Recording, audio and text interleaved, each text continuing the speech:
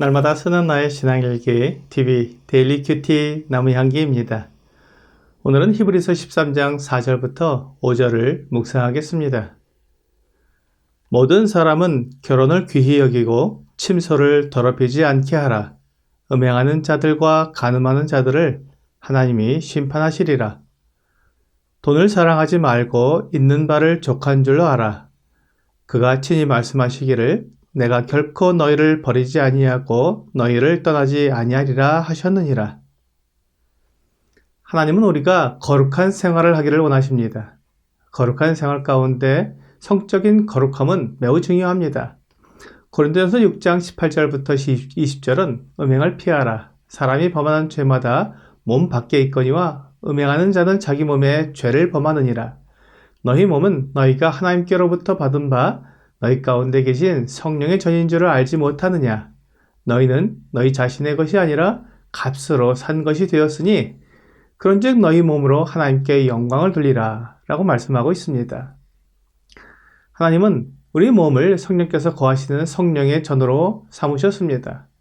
그러므로 우리의 몸으로 하나님께 영광을 돌려야 합니다.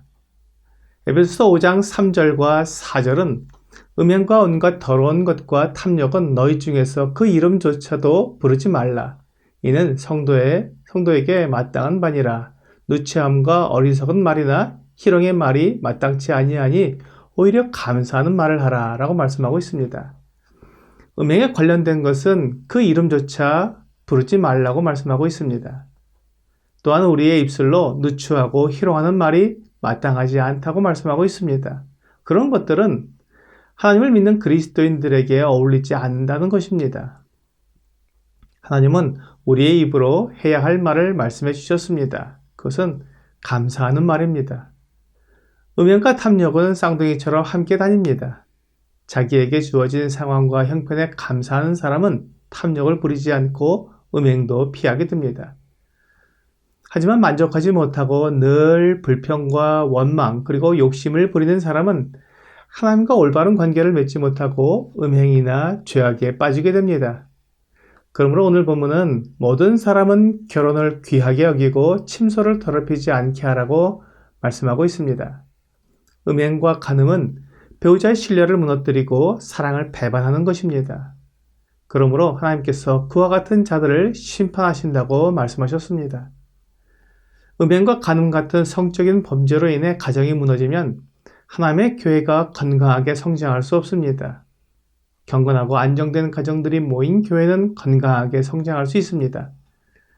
그러므로 하나님은 그리스도인들의 가정이 건강하게 유지되기를 원하시며 기뻐하십니다. 이를 위해 남편과 아내는 서로를 사랑하며 존중해야 합니다.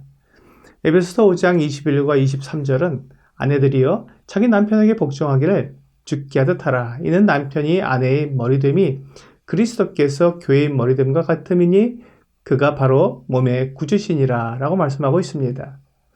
또한 25절은 남편들아 아내 사랑하기를 그리스도께서 교회를 사랑하시고 그 교회를 위하여 자신을 주심같이 하라 라고 말씀하고 있습니다.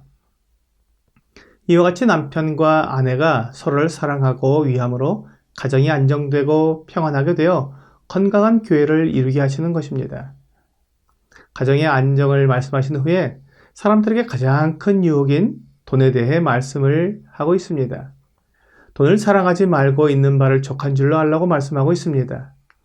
이 세상에서 돈은 하나님과 견줄 수 있을 만큼 강력한 힘을 가지고 있습니다.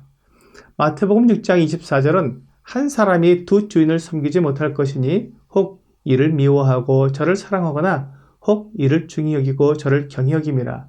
너희가 하나님과 재물을 겸하여 섬기지 못하느니라 라고 말씀하고 있습니다. 사람들이 재물을 주인으로 섬길 만큼 재물은 큰 힘을 가지고 있습니다.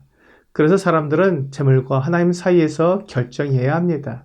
만일 재물을 섬기기로 한다면 그는 하나님과 원수가 될 것이고 하나님을 섬기기로 한다면 그는 재물로부터 자유롭게 될 것입니다.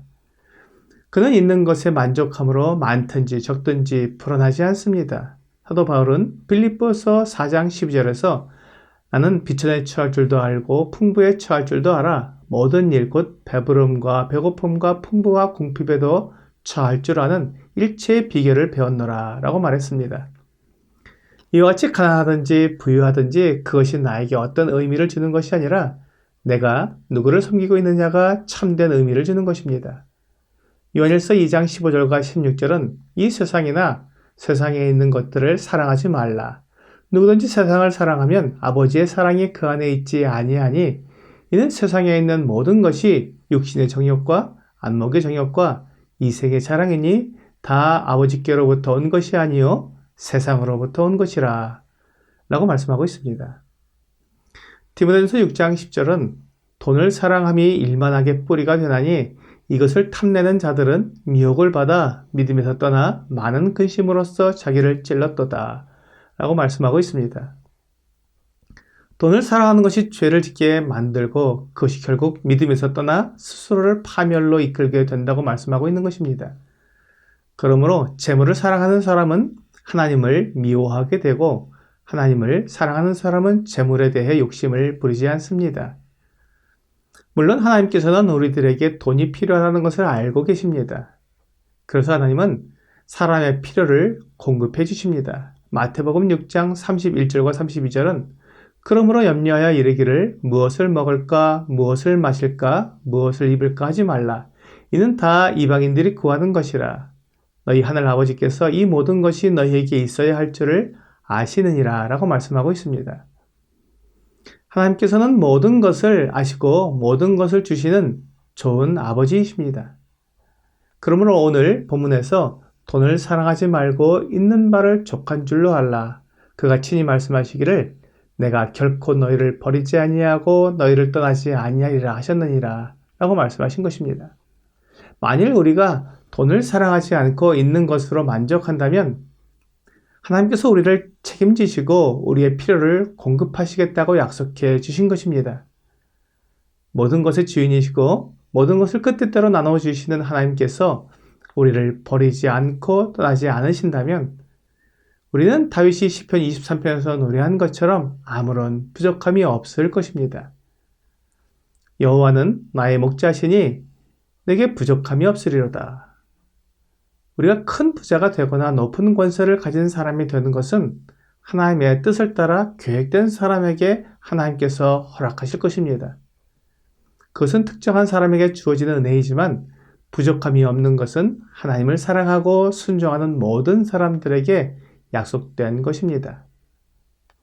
오늘의 적용 질문을 보겠습니다. 나는 돈을 사용하고 있습니까? 사랑하고 있습니까? 필요에 따라 돈을 사용하는 것은 아름다운 것이며 하나님께서 우리에게 공급해 주시는 조건이지만 돈을 사랑하는 것은 악한 일을 행하는 것이며 하나님과 원수가 되는 것입니다. 오늘 나의 목자 되신 하나님께서 나를 부족하지 않게 채우시는 것을 믿고 부하든지 가난하든지 늘 하나님께 감사하는 여러분과 제가 되기를 주 예수님의 이름으로 기도합니다.